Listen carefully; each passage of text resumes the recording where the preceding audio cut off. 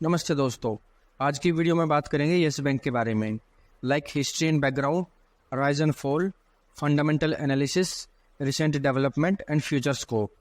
आप लोगों ने सुना होगा कि येस बैंक की शुरुआत राणा कपूर ने की थी, लेकिन सच तो ये है कि अशोक कपूर ने हकीकत राय सिंह के साथ मिलकर येस बैंक की शुरुआत की थी। ये दोनों ही रेप्यूटेड बैंक के कंट्री हेड थे। लेटर ऑन अशोक कपूर की स्ट्रॉन्ग रिकमेंडेशन पर राणा कपूर को बैंक में ज्वाइन कराया गया। येस बैंक ने बैंकिंग ऑपरेशन 2004 में स्टार्ट किया और 2005 में आईपीओ लॉन्च किया टू रेज फंड्स।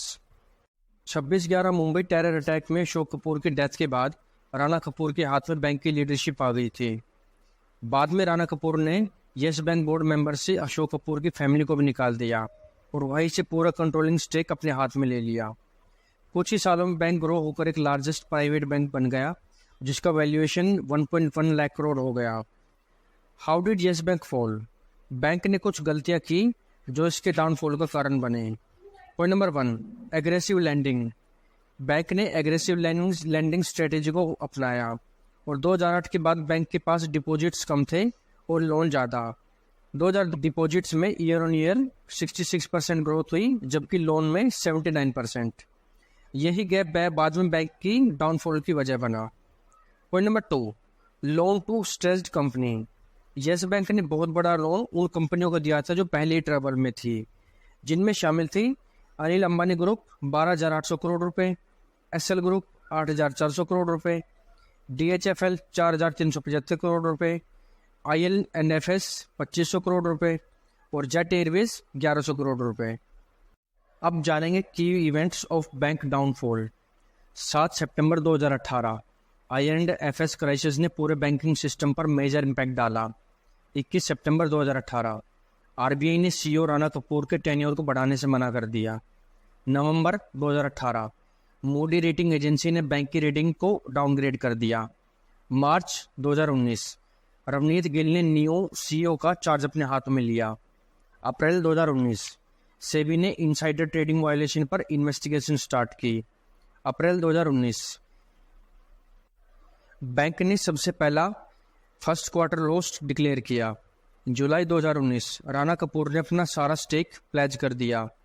नवंबर 2019 राणा कपूर ने अपना सारा स्टेक सेल कर दिया। मार्च 2020 आरबीआई ने बैंक मैनेजमेंट का कंट्रोल अपने हाथों में ले लिया और बैंक पर मोरेटोरियम लगा दिया, मतलब आप एक लिमिट से ज़्यादा पैसे का लेन देन नहीं कर सकते।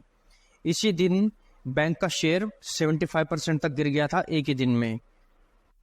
येस बैंक को सेव करने के लिए आरबीआई ने HDFC bank, state bank of India, axis bank और आईसीआईसीआई बैंक को भी स्टेक लेने को कहा और 3 इयर्स का लॉक इन पीरियड लगा दिया। एसबीआई ने 6,050 करोड़ में 48.21% स्टेक येस बैंक में एक्वायर कर लिया था।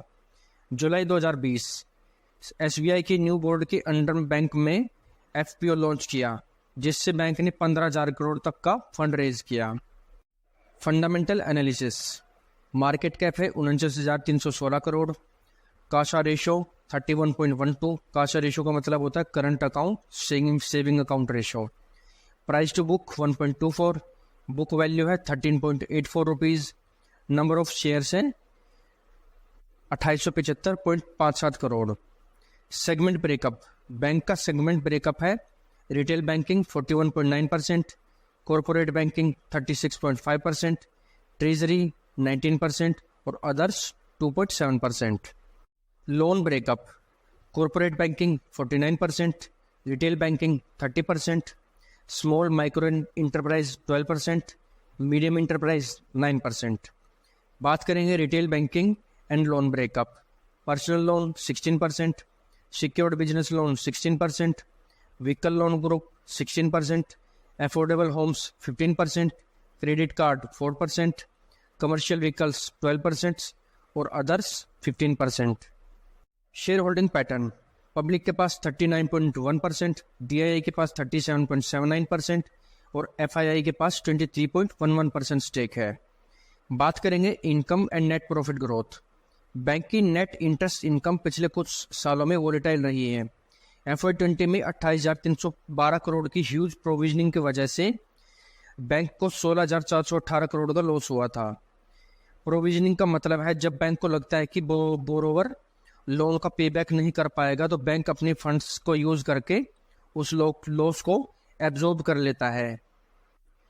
FY22 और 23 में बैंक ने प्रॉफिट जनरेट किया है, जो दिखाता है कि बैंक रिकवरी के पाथ पर है। Advances and deposit growth. सबसे पहले समझते हैं कि बैंक कमाते कैसे हैं। मान लो आपने बैंक में 100 रुपये डिपॉजिट किए 2% इंटरेस्ट पर। बैंक उनमें से 10 रुपये रिजर्व करके रख लेता है ताकि कोई मनी विड्रॉल करे तो इजीली कर सके, और 90 रुपये लोन पर दे देता है, like personal loan, home loan, car loan etcetera, जो इंटरेस्ट होता है 12%। अब जो भी इंटरेस्ट का डिफरेंस है वो बैंक के लिए प्रॉफिट होता है। बैंक का जितना ज़्यादा डिपॉजिट होगा उतना ज़्यादा वो लोन दे सकता है। इमेज में आप देख सकते हैं कि बैंक के डिपॉजिट्स और एडवांस यानी लोन में ग्रोथ हुई है FY22 और 23 में, जो अगेन दिखाता है कि पॉजिटिव साइन है। Gross NPA versus net NPA। उससे पहले समझते हैं NPA means non performing asset. Suppose किसी ने 10 लाख का लोन लिया और विद इन 90 डे उसने लोन नहीं चुकाया तो वो बैंक के लिए NPA हुआ। FY20 में ग्रोस NPA 16.8% था और नेट NPA 5% था।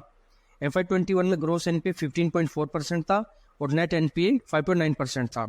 वहीं FY23 में ग्रोस NPA 2.2% और नेट NPA 0.83% था, क्योंकि बैंक ने बैड एसेट्स को JC फ्लावर्स एसेट रिकंस्ट्रक्शन को सोल्ड कर दिया था, जिससे NPA इतना कम हो गया FY23 में। रिटर्न ऑन इक्विटी और रिटर्न ऑन एसेट। FY20 और FY21 में नेगेटिव ROE और RO थे, जो FY22 में 3.2 और 0.4 है और FY23 में 5.2 और 2 है, जो अगेन शो करता है कि पॉजिटिव साइन है। Advance portfolio and Kasa ratio. जैसे कि आप इमेज में देख सकते हैं, बैंक की रिटेल एंड MSME में लोन परसेंटेज बढ़ रही है और कॉरपोरेट सेक्टर में कम हो रही है, जो एक पॉजिटिव साइन है, क्योंकि येस बैंक के फॉल का एक रीज़न ये भी था हाई कॉरपोरेट लोन्स, जो अब शिफ्ट होकर रिटेल एंड MSME पर शिफ्ट हो रहा है। बात करें कासा रेशो की तो उसमें अभी भी इम्प्रूवमेंट नहीं है। बैंक ने पास्ट में अपनी रेपुटेशन खो दी थी, जिससे लोगों का ट्रस्ट बैंक पर अभी भी नहीं है, लेकिन मैनेजमेंट के एफर्ट से कासा रेशो में बढ़ोतरी की उम्मीद है। बात करेंगे future plans and recent development की। पॉइंट नंबर 1, के रेटिंग ने बैंक को पॉजिटिव स्टेबल आउटलुक रेटिंग दी है। पॉइंट नंबर 2, बैंक ने अपने बैड लोन्स सेल आउट कर दिए हैं और 9.9% होल्डिंग भी एक्वायर कर ली है एसेट रिकंस्ट्रक्शन कंपनी में, और फर्दर मैनेजमेंट 10% होल्डिंग बाय करने की सोच रही है। पॉइंट नंबर 3, कैपिटल रेज और इम्प्रूव्ड एसेट क्वालिटी से बैंक मार्केट शेयर कैप्चर कर सकता है। पॉइंट नंबर 4, बैंक ने FY24 में माइक्रो फाइनेंस कंपनी को एक्वायर करने की सोची है। पॉइंट नंबर 5, बैंक 2500 करोड़ रुपए रेज करेगा via debt issue. Point number 6, recently Moody ने भी येस बैंक की परफॉर्मेंस को रेटिंग दी है to stable over next 12 to 18 months. Point number 7, RBI का बैंक पर 3 इयर्स का लॉक इन पीरियड भी खत्म हो चुका है, जिससे लिक्विडिटी बढ़ने की उम्मीद है। कंक्लूजन, बैंक ने लास्ट 3 ईयर से अच्छा परफॉर्म किया है, लेकिन इंटेंस कंपटीशन से इसके लिए खतरा बना हुआ है। अगले 3 से 4 क्वार्टर देखने लायक होंगे कि बैंक की परफॉर्मेंस कैसी रहती है। अगर आपको वीडियो कंटेंट अच्छे लग रहे हैं तो please support my channel by like, share, comment and subscribe. मिलते हैं अगली वीडियो में। Thanks for watching.